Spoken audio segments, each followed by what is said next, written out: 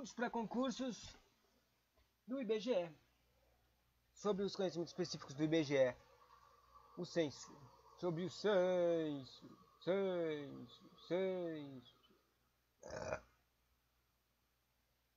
Entre as principais pesquisas feitas pelo IBGE encontra-se o censo demográfico, que é a operação realizada a cada 10 anos a contar da população para o quê? Para que serve? Isso aqui é importante. Aí a segunda pergunta mais importante é que eles perguntam as dias das provas. Tipo, quem é recenseado e quem não é recenseado. Daí tem aquelas questões das moradias. O censo vai ver coisa de moradia, e também vai ver coisa da pessoa. São essas duas coisas. Da pessoa, do cidadão. Bom, contar a população, obter informações sobre as principais características dos habitantes e de seus domicílios, tá vendo? Habitantes e domicílios. E além disso, verifica a sua distribuição territorial no país e a evolução do seu quantitativo ao longo do tempo. O censo demográfico é a principal fonte de dados sobre a situação da vida da população nos municípios e localidades. E esses dados podem ser utilizados, isso aqui também é importante. Pode ter uma pergunta perguntando para que servem os dados do técnico demográfico, do censo demográfico. Pode até misturar coisas de atendimento com isso. Estes dados podem ser utilizados para definição de políticas públicas em nível nacional, estadual ou municipal, como auxílio para a tomada de decisão na área de investimentos, especialmente em relação ao setor privado. Em 2022, o IBGE realizará o censo 13, 13º censo demográfico, que será um retrato do corpo inteiro do país após levantar o perfil da população e das características de seus domicílios. Ou seja, ele nos dirá como somos, quanto somos e como vivemos. No censo 2022, o IBGE avistará cerca de 70 milhões de domicílios brasileiros. Eu não sei se essa informação de 70 milhões está mesmo no apostila, né? Ele veio olhar a apostila.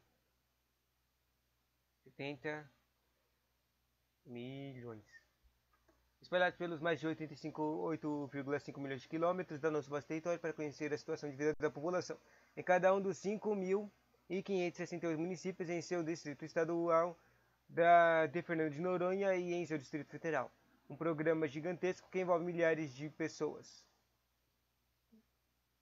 O censo, a tabela a seguir, mostra a variação populacional da pirâmide etária a partir dos dados coletados no censo de 2010 pelo IBGE. Essa fonte aqui ela é usada muitas vezes, já apareceu várias vezes em questões de concurso, engraçadamente. Daí ele mostra que a população, a base da pirâmide engordou em 2010. Quer dizer, a base na verdade diminuiu, ou seja, tem pouca nascidos. E a população vai continuar envelhecendo. Para chegar no conceito sobre quais questões serão investigadas no censo demográfico, o IBGE promove consultas e debates amplos com a sociedade brasileira e com os órgãos técnicos governamentais. Sabe, pergunta se vão estar lá que o recenseador vai perguntar, né?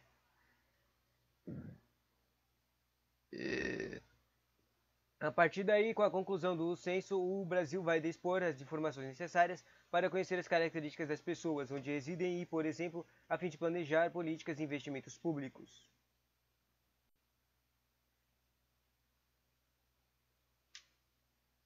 O censo, saiba mais, conheça a sinopse dos resultados do censo 2010 no portal. Dá para encontrar isso, interessante. O censo, o conjunto de dados coletados para tratar resultados relacionados a questões fundamentais como o total da população do país por sexo e faixa etária também, e como está distribuído no território nacional, a expectativa de vida da população do país também. O censo, conjunto de dados coletados, trará resultados relacionados às questões fundamentais, como o número médio de filhos que uma mulher teria ao final de seu período fértil, o tipo de habitação em que vive a população do país e a proporção da população que tem acesso ao saneamento básico.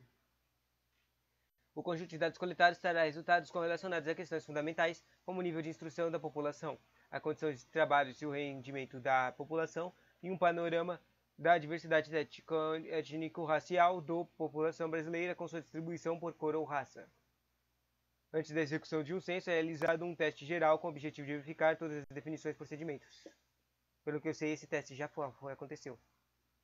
Foi lá em julho de 2020. Não, foi em 2019, ó. Para a operação censitária de 2022, o censo que foi realizado foi 2019.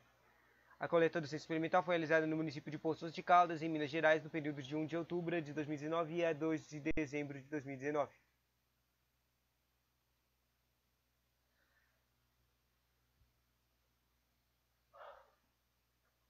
Antes da execução de um censo, é realizado um teste geral com o objetivo de verificar todas as definições e procedimentos planejados. Um teste geral, entende?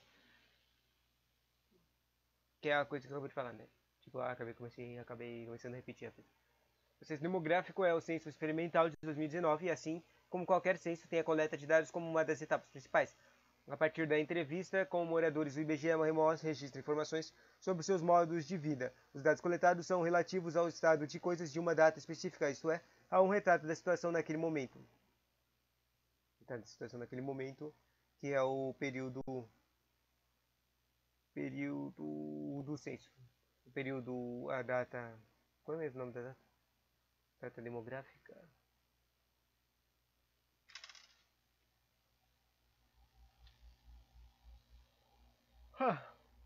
É preciso adotar uma data específica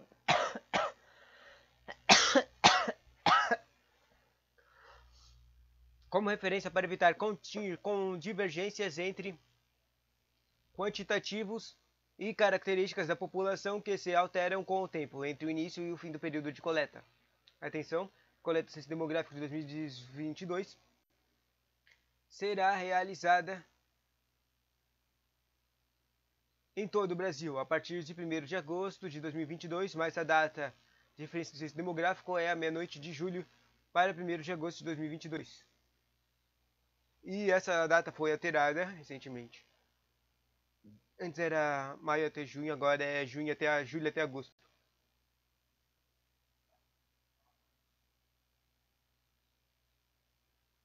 31 de julho até 1 de agosto.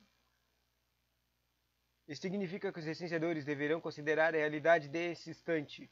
No entanto, no tempo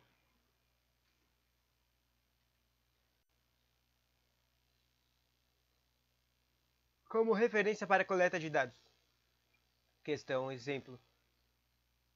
Maria, licenciadora, ao chegar à residência de João, sabendo que para que seja feita uma abordagem correta, deve explicar para o informante, de forma clara e segura, a importância do censo demográfico para o país. Para tanto, ele informou que, daí essa aqui é uma questão engraçada, bom, você tinha que saber aquelas coisas de que para que serve o censo. Daí você ia falar a ele sobre para que serve o censo. Nas alternativas tem: o censo demográfico será um retrato do corpo inteiro do país, com o levantamento do perfil da população e das características dos domicílios. Isso está certo. Teria que falar, isso é uma coisa que ela pode falar. Segundo, a partir da conclusão do censo, o Brasil vai dispor de informações necessárias para conhecer características das pessoas, onde residem, por exemplo, a fim de planejar políticas e investimentos públicos. Isso aqui também é uma coisa importante, para saber onde que é necessário investimentos. Por exemplo, um lugar onde há um exemplo básico com essas informações que eu tenho aqui. Um lugar que tem muitas mortes, você vai lá e investe num hospital lá, entende? É simples assim. Terceiro, você tem uma gráfica, a principal fonte de dados sobre a situação de vida da população dos municípios e localidades e o último aconteceu em 2019. Essa aqui é uma pegadinha, né? Porque tá tudo certo, praticamente a mesma coisa. A única coisa que está errada é a data do censo. O censo não foi em 2015, foi em 2010. Porque o censo acontece a cada 10 anos e era para ter acontecido o censo em 2020. Isso aqui não deu certo, né? E também faz mais sentido com isso que o censo foi um ano antes, 2019, né? Daí só duas estariam certas. E assim termina o conteúdo de censo. Basicamente aprenda o datas do censo e o que você tem que dar de as informações para que serve o censo. Porque essa pode ser uma questão te perguntando qual que é para que serve o censo.